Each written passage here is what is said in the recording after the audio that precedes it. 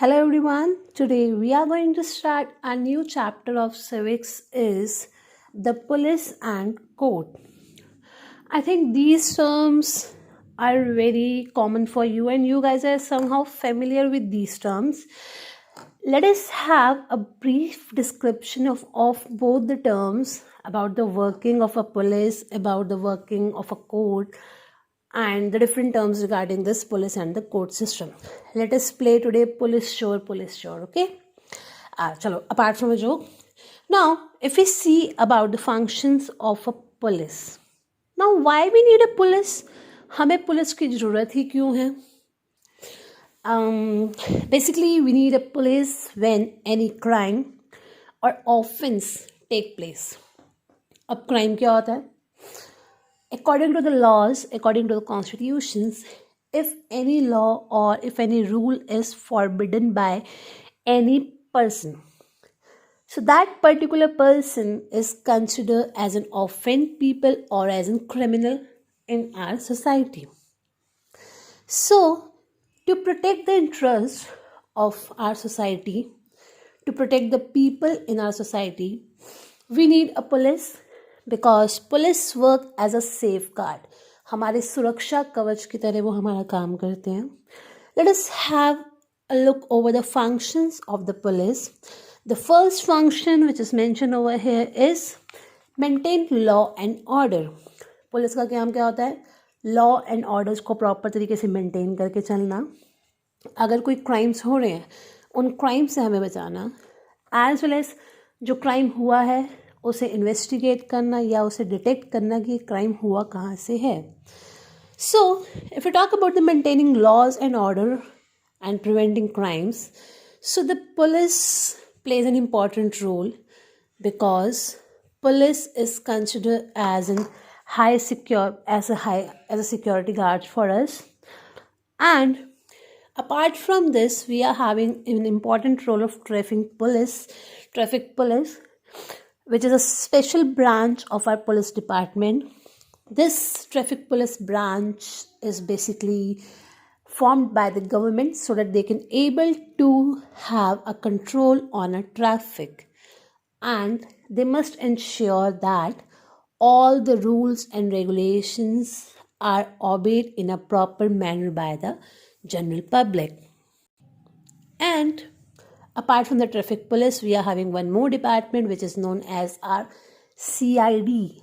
Serial तो सबने देखा ही होगा.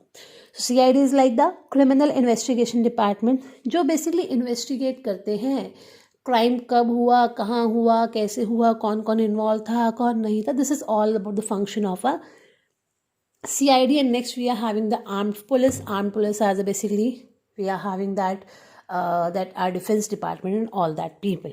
Clear? So here we are having a small introduction about the function of the police. Let us come on the next topic is investigating a crime. Now, investigating a crime is now sometimes a serious offense. Offense means problem, or you can say that गलत काम जब कभी हुआ है. So the person tried in a court, उसे proper court में भेजा जाता है and is punishable according to the laws which is mentioned in our constitution and in our books. So when a person is present or punished as punished with an imprisonment, so that is known as our cognizable offense, such as murder, robbery, kidnapping. All these are considered as a cognizable offense, जिसके लिए punishments है ही है. Several kind of offense जब किसी ने यहाँ पे करा है. Clear? तो नेक्स्ट काम ऑन लाइक प्रोसीजर कैसे होता है कि हाँ भाई हमने काम करा है, ऐसे थोड़ी किसी को भी उठा के जेल में डाल देंगे. We have to follow a proper procedure. The first step is FIR, which means first information report. Now if you talk about the FIR, first information report, so नाम से क्लियर है फर्स्ट इंफॉर्मेशन रिपोर्ट. अगर हमें पता चला है कहीं पे कुछ हुआ है, सो इन दैट सिचुएशन हम एक FIR लिखवाते हैं, ठीक है, और हम उसे कह सकते हैं हम एक ऑफेंस का रजिस्ट्रेशन कराते हैं कि भाई ऐसे ऐसे करके ऑफेंस हमारे पास यहाँ पे हुआ है. और ये जो ऑफेंस, ये जो FIR है, either it is filed by a victim जिसके साथ हुआ है, या जो वहाँ पे कोई विटनेस था, विटनेस मीन्स जिसने उस चीज़ को देखा, आई विटनेस, जिसने उस चीज़ को देखा हो वहाँ पर, ठीक है। तो इस सिचुएशन में बस या तो विक्टिम या आई विटनेस या हमारे पास डिटेक्टेड अ क्राइम, जिस क्राइम को डिटेक्ट करा वो सब चीज लोग इन सब एफआईआर के बारे में यहाँ पर रिपोर्ट लिखवा सकते हैं। And it can be given in the, या तो हम उसे लिख के दे सकते हैं या हम डिक्टेट कर सकते हैं और पुलिस ऑफिशियल उसे वहाँ पे लिखेंगे। And when we talk about the FIR, so we need to give the following informations, like the first is time, date and place, कब, कहाँ, कैसे का हुआ ये, the name and address of the person जिसके बारे में आप रिपोर्ट करवाना चाह रहे हैं, name and address of the description, इसमें और कौन कौन इन्वॉल्व था, कैसा दिखता था, कहाँ का था, सब चीज़ें हमने उसके बारे में यहाँ पे उसे बतानी है पुलिस को when we are going to file a FIR for an offensed people. The name and the name of a witness, जिसने ये सब चीज़ देखी जो हमें लिखवा रहा है, उसके बारे में प्रॉपर इन्फॉर्मेशन वहाँ पे जाएगी। And FIR might be recorded, वहाँ पे रिकॉर्ड हो सकती है और उसके बाद उस पर उसका साइन होगा और उसकी कॉपी, पर्टिकुलर उस एफआईआर की कॉपी जिसने रिपोर्ट करवाई है आइदर फॉर अ विक्टिम और अ विटनेस, उसके पास वो कॉपी उसकी जाती है। Now the next we are having is our jurisdiction. जब हमारे पास एफआईआर फाइल हुई तो बेसिकली जब हम एफआईआर फाइल कराते हैं हम उस पर्टिकुलर पुलिस स्टेशन में कराते हैं जो उस एरिया के अंडर आ रहा होता है, ठीक है। अगर सपोज क्राइम हुआ है सहारनपुर के या क्राइम हुआ है कहीं भी XYZ लोकेशन पे हो और मैं किसी और कॉलोनी के पुलिस स्टेशन में उसका करवा रही हूँ रजिस्ट्रेशन, एफआईआर करवा रही हूँ, तो वो पुलिस वाले मना नहीं करेंगे that they are not going to file that FIR, they have to file that FIR, but immediately वो उस पर्टिकुलर डिपार्टमेंट के पुलिस स्टेशन में उस एफआईआर को ट्रांसफ़र कर देंगे। अब एफआईआर से रिगार्डिंग सुप्रीम कोर्ट ने कुछ रूल्स एंड रेगुलेशंस बताए हैं which we are having over here. The first is the police station can not refuse to accept an FIR, वो एफआईआर रिफ्यूज़ नहीं कर सकता है अगर क्राइम उसके एरिया में कंडक्ट नहीं हुआ, उसके जुरिस्डिक्शन में। कई बार होता है ना, मूवीज़ में देखते हैं वो कहते हैं कि भाई ये मेरे एरिया के थाने के अंडर नहीं आता तो मैं इसकी एफआईआर नहीं लिखूंगा। No, police have to file that FIR as well as it become mandatory for them that they have to register an FIR even if after the reporting the crime. That means अगर हमारे पास पूरी report नहीं है कि भाई कौन था, कैसा दिखता था, नहीं पता, बट हमारे साथ ये हुआ है, ठीक है, तो हम उसके बारे में इंफॉर्मेशन देंगे, तब भी उन्हें वो प्रॉपर इन्फॉर्मेशन यहाँ पे लिखनी पड़ेगी। एंड अगर वो एफआईआर स्टेशन जिसमें हमने लिखवाई है वो उससे बिलोंग नहीं करता है एरिया से, तो उनको वो अप्रोप्रिएट पुलिस स्टेशन में वो एफआईआर को वहाँ पे भेजना भी पड़ेगा यहाँ पे, ठीक है। This is all about the jurisdiction. The next we are having is a framing a charge sheet. चलो भाई, अब एफआईआर लिख गई, जिसके थाने के अंडर आती थी उसको हमने एफआईआर भेज भी दी। The next is charge sheet. बहुत बार नाम सुना होगा, क्या तुम्हारे पास चार्ज शीट है, मतलब कि एक्शन लेना आप कब स्टार्ट करेंगे। एफआईआर तो लिख दी, अब पता भी तो लगाना है कि वो कब, कहाँ, कैसे क्राइम हुआ हमारे पास, ठीक है। इन्वेस्टिगेशन जब स्टार्ट करनी है, क्वेश्चनिंग स्टार्ट करनी है हम लोगों ने, ठीक है, तो उन सब सिचुएशन में हमारे पास एक चार्ज शीट इशू होती है। उस चार्ज शीट में सीधा सीधा लिखा होता है that now you are allowed to do investigation for a particular crime and for a particular offense, and in the charge sheet it is properly written कि जो accused person है आप उसके against कुछ actions यहाँ पे ले सकते हो। Clear? So in the charge sheet it is mentioned that you can able to take an action against the accused. Hopefully the topic is clear to you about the charge sheet and FIR. The next we are having is arrest and the bail. हमने arrest करा, lawyer ने उसकी bail करवा दी. We are going to read about all these things. Now, police is having a whole power that they can able to arrest the people in the certain circumstances, and it can arrest अगर हमें लग रहा है कि उसने कोई अच्छा खासा offense यहाँ पे करा है, और इफ़ इन केस अगर हमारा ऑफेंस कॉग्नाइजेबल नहीं है तो उस चीज़ में हम लोग उसे अरेस्ट करे बिना हम उसे एक रिटन कोर्ट के थ्रू, जब तक रिटन परमिशन नहीं होगी हम उसे वहाँ पे अरेस्ट नहीं कर सकते। अब जिस रिटन परमिशन के थ्रू हम लोग ऑफेंड पीपल को अरेस्ट करते हैं that is known as are warrant. And अब जब हमने उस ऑफेंड पीपल को अरेस्ट कर लिया पुलिस ने, तो वो जब एक पुलिस चार्ज में रहता है तो हम उसे यहाँ पे क्या बोलते हैं, हमारे पास police custody. Now the main purpose when we arrest the people is just for a trial, कि भाई अब उसको पनिशमेंट तो देनी है पर एकदम से पनिशमेंट देना स्टार्ट नहीं करते हैं। So during that particular period of time we arrest the people so that he और she may not escape from the particular area, कि भाई शहर छोड़ के ना चला जाए। इस सिचुएशन के लिए हम लोग उन्हें पुलिस कस्टडी में रखते हैं। Once the punishment is finalised by a court, only then we can able to police can able to give them a punishment, otherwise not. But कई बार उससे पहले ही वहाँ पे बेल हो जाती है। Bail, you know very well that उसको वहाँ से छुड़वा लिया जाता है पुलिस स्टेशन से, other by paying a sum amount, या उनकी सोर्स ही इतनी अच्छी होती है इस तरीके से। But all the offense are not bailable, हर किसी पे हमें बेल नहीं मिलती है। Some of the offense we are having the non bailable offense also, and to arrest the people they have to apply in a particular court कि ऐसे कैसे हुआ है, कैसे कैसे हमने उन्हें बेल देनी है कि नहीं देनी है। Clear? Which should be followed before. Now guys, we are having some rules of arrest and the bail. The first we are having is, जब किसी को अरेस्ट किया गया तो उसे कुछ रूल्स एंड रेगुलेशंस वहाँ पे प्रोवाइड किए जाते हैं। Like to be inform for an arrest, किसको इन्फॉर्म, हम इन्फॉर्म करें कि हमने तुम्हें अरेस्ट क्यों करा है। 24 घंटे के अंदर हमें उसे मजिस्ट्रेट के सामने लेकर जाना है। एंड जो क्रिमिनल है वो अपने डिफेंड में लॉयर भी अपॉइंट कर सकता है अपनी मर्जी का।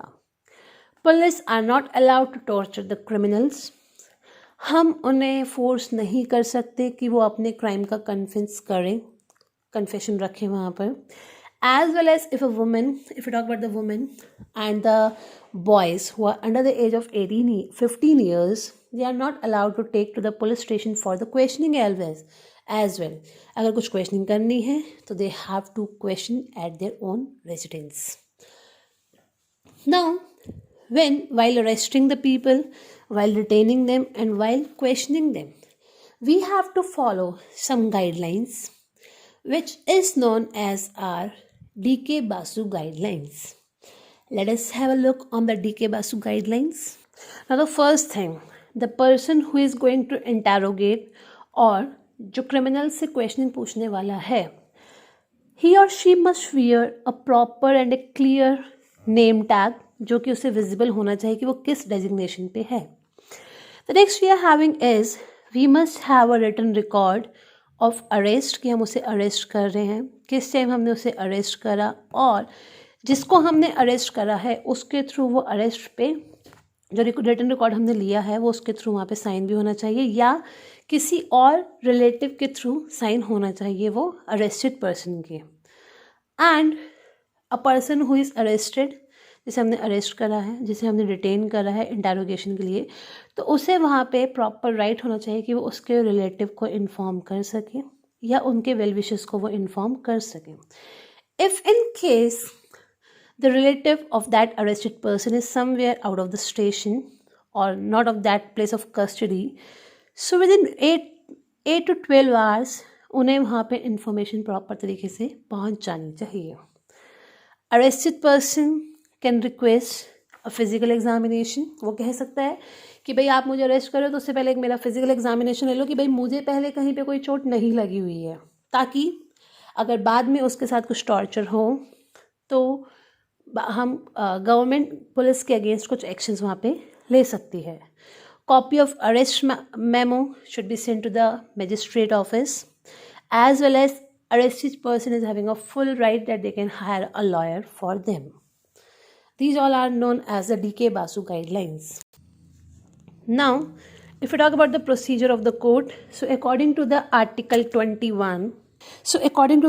21, of our Constitution, it is simply mentioned that हम हर किसी को राइट है कि वो अपनी लिबर्टी को एंजॉय करे, एक्सेप्ट द सिचुएशन कि जब तक प्रोसेस ऑफ लॉ के अंडर अगर वो है.